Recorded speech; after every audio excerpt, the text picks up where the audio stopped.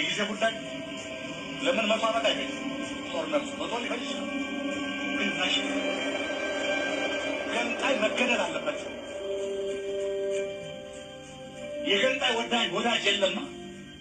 እሱ የመሰለው በዛች አታሎ ኤርትራ ለመገንጠል ነው። አንድ ቀን በምን እስከ መጨረሻው እንዋጋለን እንጂ አይገነጥላትም መስሎት ነው። ምጽዋን ስለያዘ ኤርትራን የሚገነጠል አይችልም።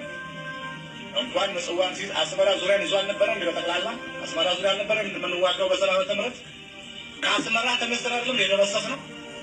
ከአስመራ ከ8 ኪሎ ሜትር አዲ ያዕቆብ ላይ አይደለም እንደዚህ የደረሰስነው።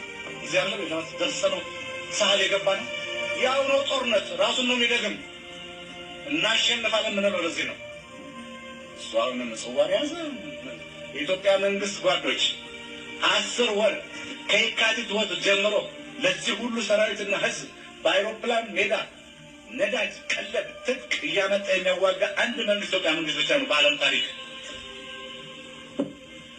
በአንድ አይሮፕላን ሜዳ ስላላቸው የሁለተኛው አብዮታዊ ሰራዊት ቀለብ ስለሚያጣ እጁን ይሰጣል እያለ ሻዕቢያ በሬዲዮ ያወራል። እንኳን እጃችን ልንሰጥ እሱ እጁን ነው የሚሰጥ፣ እኛ እጃችን አንሰጥም። እሱ ግን መሰለው በሬዲዮ ሲለፈልፍ የእኛ ሰራዊት ጽኑ ዓላማ ያለው ሰራዊት ነው።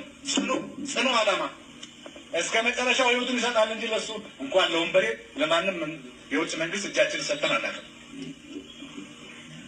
20 እና 15 ዓመት ስለመጣ የሺህ ዓመት ታሪክ ይፈርሳል እንዴ?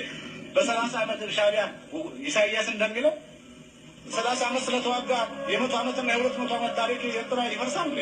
እሱ 30 ዓመት ስለተዋጋ 100 ዓመት ሊዋጋ አይፈርስም። ኤርትራ ከኢትዮጵያ ጋር አንድ አለቆቻቸው የሚሰጣቸውን ትዕዛዝ ተቀበሉ። በማናቸውም ጊዜ